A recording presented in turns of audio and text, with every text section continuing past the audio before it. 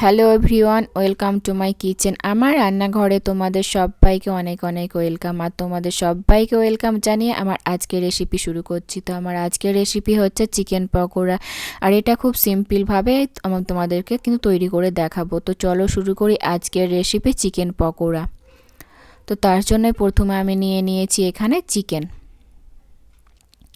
এখানে আমি 300 গ্রাম মতো চিকেন নিয়েছি, এইগুলোকে আমি ছোট ছোট পিস করে কেটে নিয়েছি।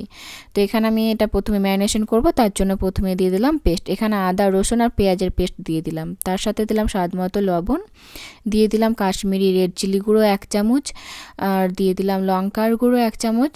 ঝালটা কিন্তু যে যার অনুযায়ী দেবে। এখানে আমি এরপর আমি দিলাম হলুদটা কিন্তু 1/2 চামচ মতো দিলাম। আর তার সাথে দিয়ে দিলাম 1/2 চামচ ধনের গুঁড়ো, 1/2 চামচ জিরের গুঁড়ো। সাথেই দিয়ে দেবো এখানে আমি 1/2 চামচ গোলমরিচের গুঁড়ো। আর দেবো চিকেন মশলা। এখানে আমি 1 থেকে 1.5 চামচ মতো চিকেন মশলাটা দিয়ে দিলাম।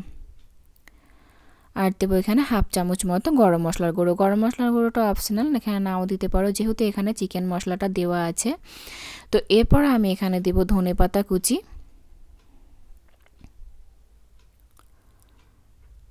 তো এখানে আমি দিলাম ধনেপাতা কুচি। এরপর এখানে আমি একটা ডিম ফেটিয়ে দিয়ে দিলাম। ডিম দিয়ে আর তার সাথে দিব এখানে 1 চামচ মতো টমেটো সস, 1 চামচ মতো ভিনেগার আর 1 চামচ মতো সয়া সস। তো এখানে দেখতে পাচ্ছ এখানে দিয়ে দিলাম ভিনেগার আর দেবো 1 চামচ সয়া সস। এবার এই সব মশলা কিন্তু একসাথে খুব ভালো করে মাখিয়ে নেব।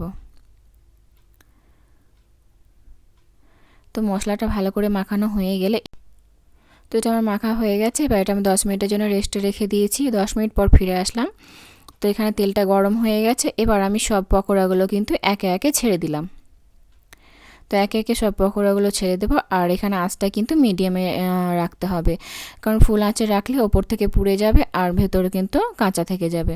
তো এইগুলোকে আমি খুব ভালো করে উল্টে পাল্টে কিন্তু ফ্রাই করে নিচ্ছি।